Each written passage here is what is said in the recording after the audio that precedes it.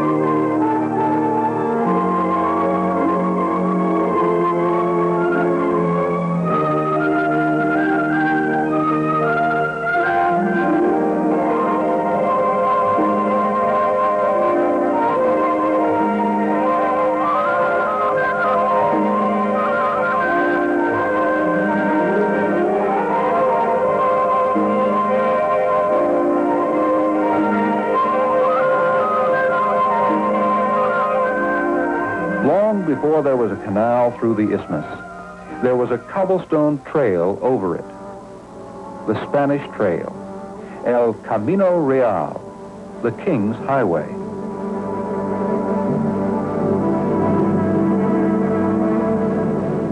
Before there was a Spanish Trail, Christopher Columbus explored the Atlantic side of the isthmus in the year 1502.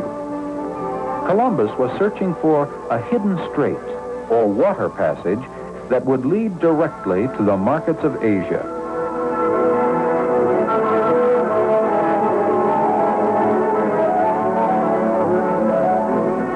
To his dying day, he never realized that a vast ocean lay beyond these jungled hills, or that he had actually discovered a whole new continent.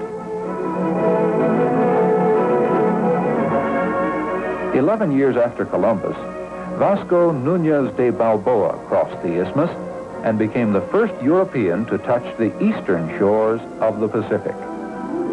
Balboa named his discovery the South Sea and claimed it and all the lands it touched for the Spanish crown.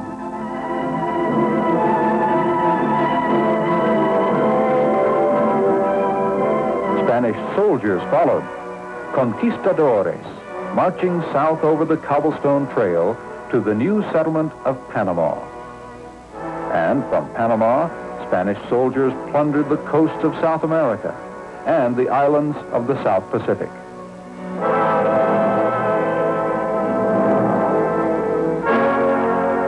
And as soldiers marched south over the trail, spoils of conquest were carried north.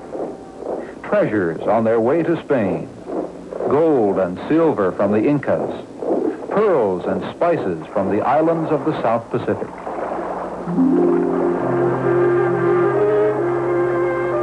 In 1524, King Charles of Spain ordered a survey for the purpose of building a canal, but nothing came of it. 30 years later, King Philip concluded, if God had wanted a water route through the isthmus, he would have put one there.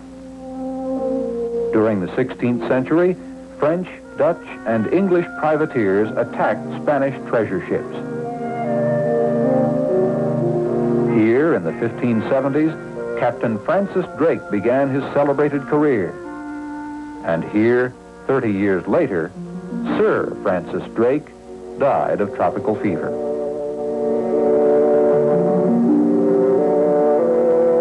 He was buried at sea near a small offshore island that still bears his name. To protect the treasure and the treasure ships, Spain built 2 forts, one at the end of the land trail, Portobello.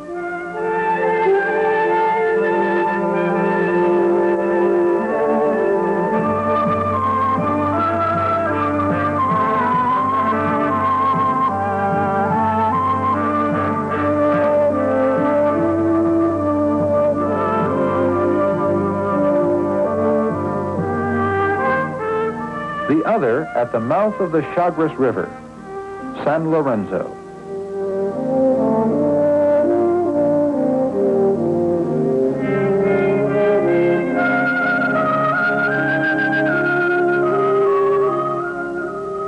But Portobello and San Lorenzo did not stop all intruders. In 1671, the pirate Henry Morgan and his band of ruffians stormed San Lorenzo. Then swashbuckled across the isthmus to sack and burn the city of Panama.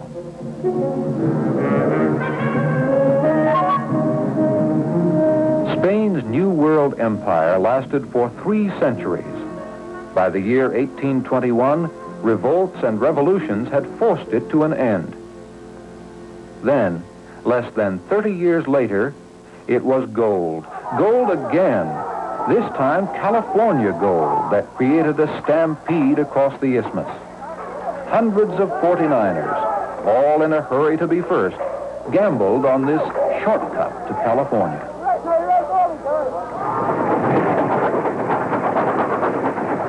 A railroad followed. But instead of the estimated 2 years to complete, it took 5. And the cost was 6 times more than anticipated.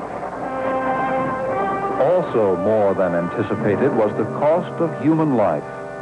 Each day during construction years, a funeral train steamed its way to a local cemetery. However, in 1855, the Panama Railroad was the world's first transcontinental, ocean to ocean in 3 hours.